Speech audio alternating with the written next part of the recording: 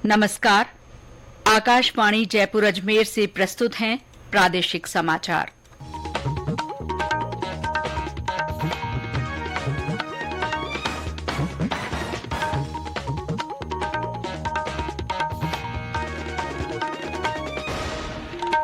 मुख्य समाचार। G20 व्यापार और निवेश समूह की मंत्री स्तर की 2 दिन की बैठक जयपुर में संपन्न। वैश्विक व्यापार और निवेश को सरल और सहज बनाने पर कई अहम फैसले। मुख्यमंत्री अशोक गहलोत ने कानून व्यवस्था की स्थिति की समीक्षा की। अपराधियों को राज्य छोड़ने की चेतावनी। राज्यपाल कलराज मिश्र ने विश्वविद्यालयों में नई शिक्षा नीति को लागू करने और वैश्विक स्तर पर हो रहे बदलावों को अपनाने का आह्वान किया। और राज्य में आंगनबाड़ी कार्यकर्ता, आशा सहयोगिनी जैसे मानदेय कर्मियों को Rajasthan part time contractual hiring rules के अंतर्गत लाने की तैयारी।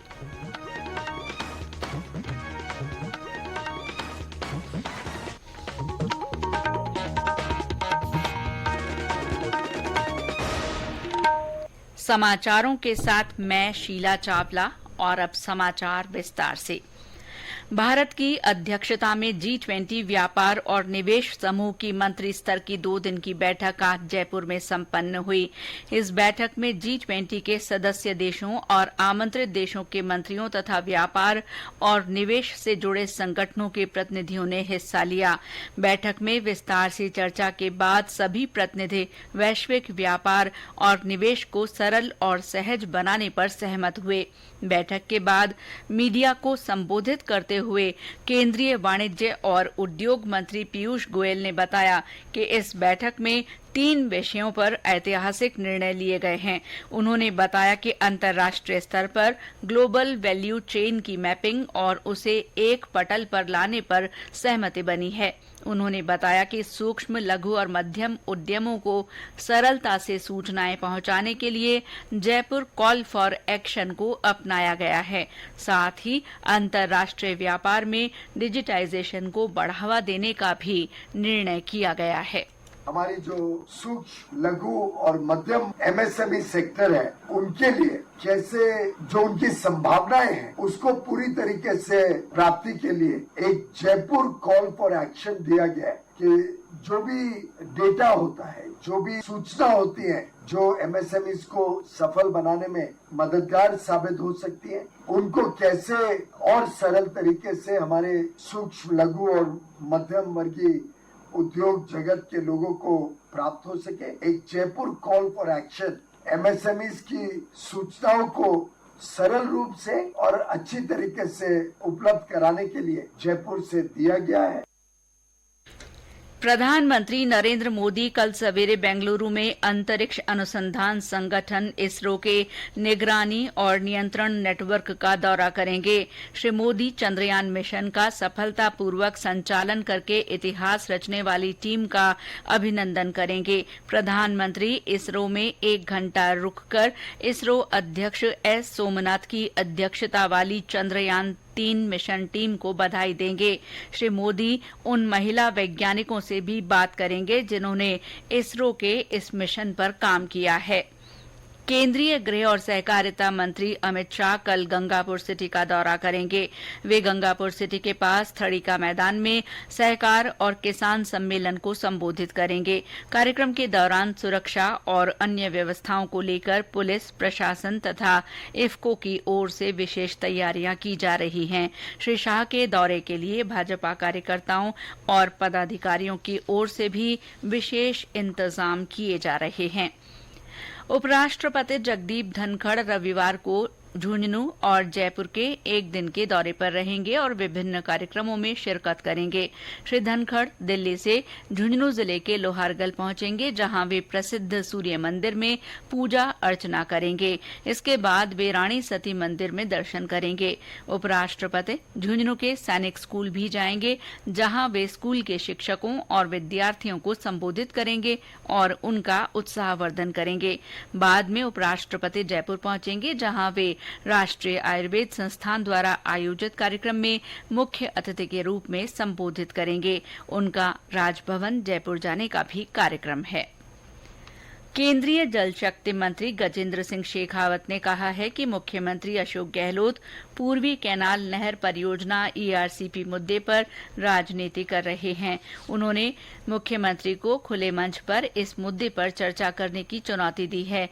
आज सवाईमाधोपुर में संवाददाता सम्मेलन को संबोधित करते हुए श्री शेखावत ने कहा कि नदी जोड़ने की योजना के अंतर्गत लाई जा रही नई परियोजना से पूर्वी राजस्थान के 13 जिलों के लाखों लोगों को फायदा मिलेगा, लेकिन राज्य सरकार लोगों को गुमराह कर रही है। उन्होंने कहा कि भाजपा इस मुद्दे को लेकर जनता के बीच जाएगी। राजस्थान भर के सारे विषय विशेषज्ञों को बुला लें, राजस्थान भर के सारे पत्रकारों को बुला लें और लोगों को बुला लें और उसके सामने मुझसे डिबेट कर लें कि राजस्थान के हित की बात मैं कर रहा हूं या राजस्थान का अहित करने का पाप और राजनीति का षड्यंत्र अशोक गहलोत कर रहा है। और इस विषय को लेकर के जन जागरण अभियान भारतीय जनता पार्टी छेड़ेगी, मीडिया के द्वारा, सोशल मीडिया के द्वारा, इलेक्ट्रॉनिक मीडिया के द्वारा और व्यक्ति से संपर्क करके हम सबको हकीकत बता करके इस सरकार को के षड्यंत्र को बेनकाब करके इस पूर्वी राजस्थान की जनता को इससे बचाने के लिए काम करें।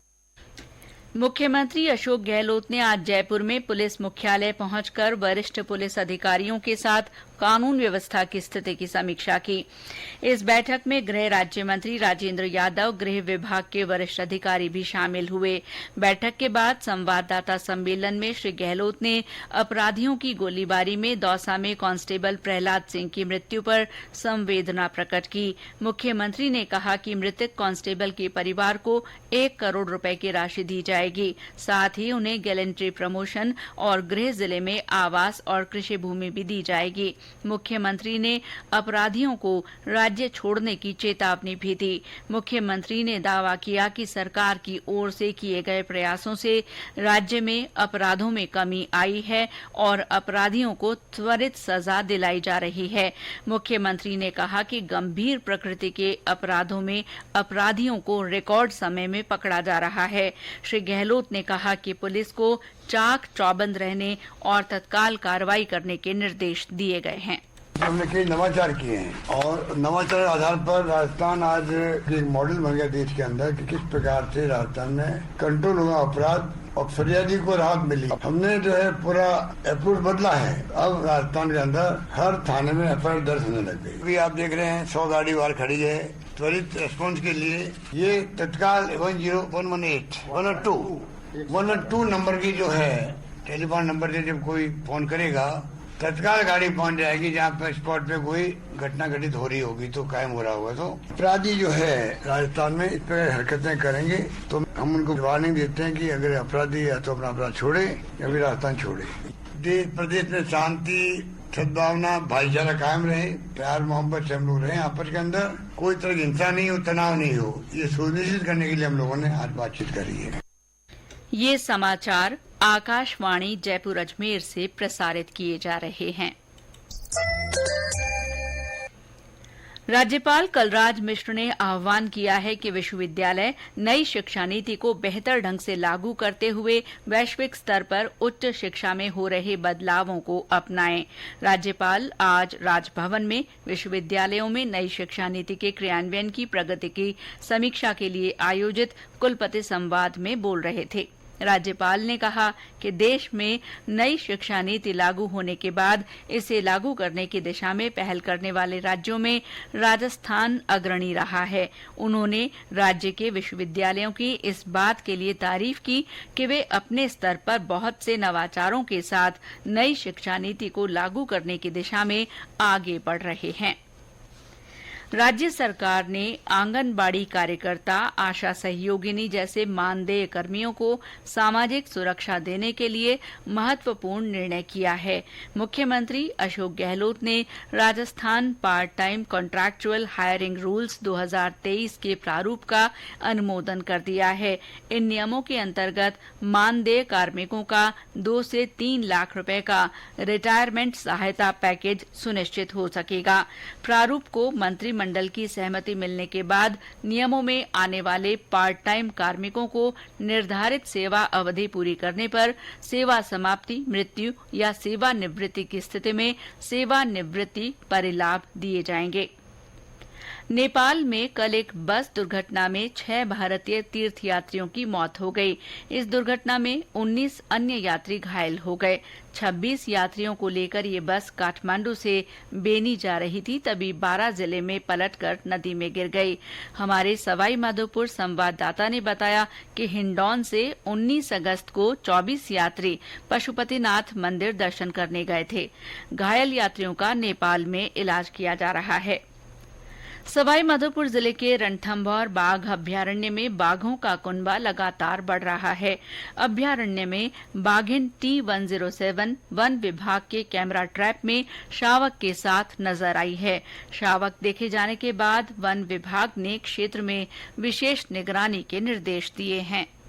सुल्तानपुर वन क्षेत्र में विचरण करने के कारण सुल्ताना नाम से जाने जाने वाली करीब 7 वर्षीय बाघिन T107 सुल्ताना T39 नूर की बेटी है, जो तीसरी बार मां बनी है। शावक देखे जाने के बाद वन विभाग ने प्रभावी गश्त की और मॉनिटरिंग के निर्देश जारी किए हैं। वहीं T124 रिद्धि, T84 एरोहेड के बाद सुल्ताना तीसरी बाघिन है, जो मुख्य पर्यटन जोन में विचरण करती है। नया शावक देखे जाने के बाद पर्यावरण प्रेमियों और पर्यटन व्यवसायियों में भी खुशी की लहर है। सतीश वर्मा, आकाशवाणी समाचार, सवाईमाधोपुर। राजस्व मंडल की ओर से राज्य की अधीनस्थ राजस्व अदालतों में पारित किए गए निर्णयों का गुणात्मक रूप से मूल्यांकन किया जाएगा। इसके आधार पर इन्हें लिखने वाले पीठासीन अधिकारियों को राज्य, संभाग और जिला स्तर पर सम्मानित किया जाएगा। मंडल के अध्यक्ष राजेश्वर सिंह ने बताया कि इसका उद्देश्य अदालतों की कार्यप्रणाली सुधारने के साथ ही उत्कृष्ट, गुणवत्तापूर्ण और विधि सम्मत निर्णय लेखन की प्रवृत्ति को बढ़ावा देना है। निर्णयों के मूल्यांकन के लिए मंडल ने एक समिति का गठन किया है। और अंत में मुख्य समाचार एक बार फिर। G20 व्यापार और निवेश समूह की मंत्री स्तर की 2 दिन की बैठक जयपुर में संपन्न हुई। इसमें वैश्विक व्यापार और निवेश को सरल और सहज बनाने पर कई अहम फैसले लिए गए। मुख्यमंत्री अशोक गहलोत ने कानून व्यवस्था की स्थिति की समीक्षा की। उन्होंने अपराधियों को राज्य छोड़ने की चेतावनी दी है। राज्यपाल कलराज मिश्र ने विश्वविद्यालयों में नई शिक्षा नीति को लागू करने और वैश्विक स्तर पर हो रहे बदलावों को अपनाने का आह्वान किया है। और राज्य में आंगनबाड़ी कार्यकर्ता, आशा सहयोगिनी जैसे मानदेय कर्मियों को Rajasthan part time contractual hiring rules के अंतर्गत लाया जाएगा। इसके साथ ही प्रादेशिक समाचार बुलेटिन समाप्त हुआ। नमस्कार।